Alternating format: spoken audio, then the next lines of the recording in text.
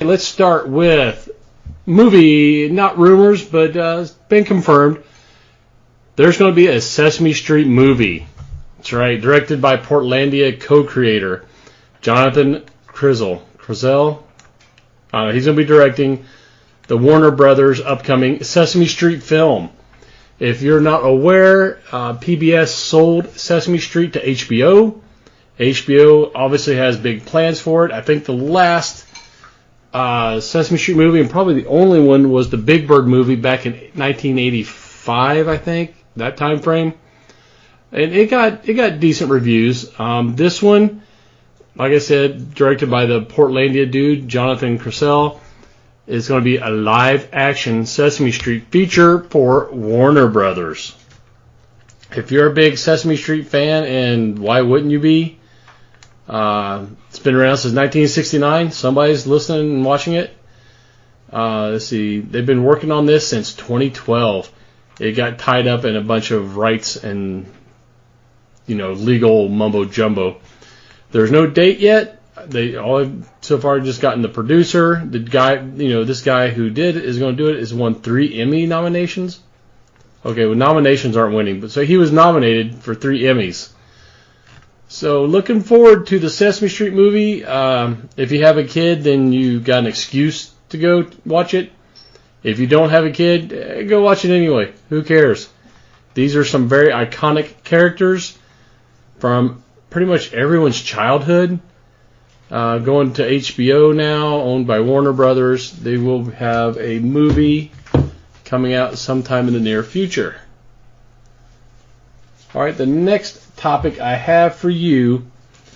You wonder why you haven't seen Jason Voorhees in a while? Friday the 13th? It's good reason for that.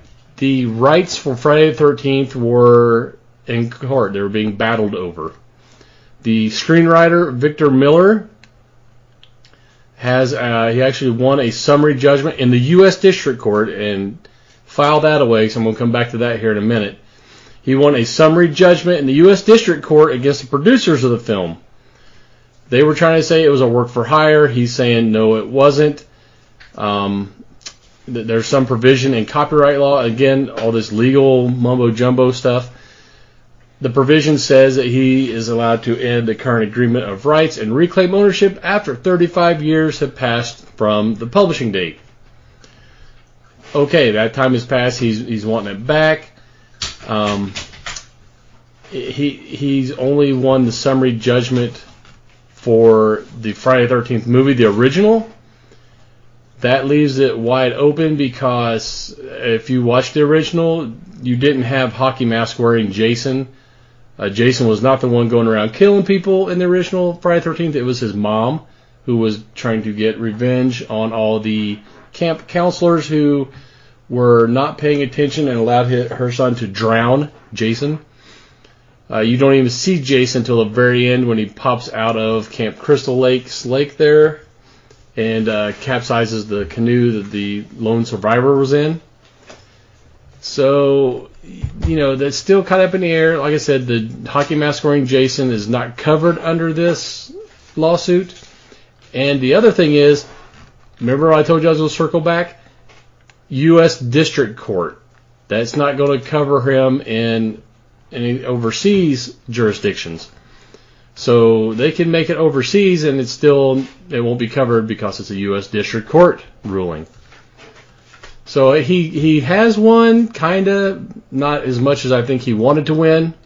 I'm sure there's going to be some more lawsuits coming from this. We can still see Jason, the hockey mask wearing Jason, which is what everybody wants to see anyway. He won rights to the first one, and I don't know if that extends to the naming convention for Friday the 13th. Maybe they'll have to call it, Jason Voorhees or something along those lines. But anyway, now you know why you did not see any Friday the 13th for a while. It has been in court. Netflix. Let's jump over to TV. Netflix they've got a ton of new original content they've ordered. Like I read somewhere over 200 and some new original series.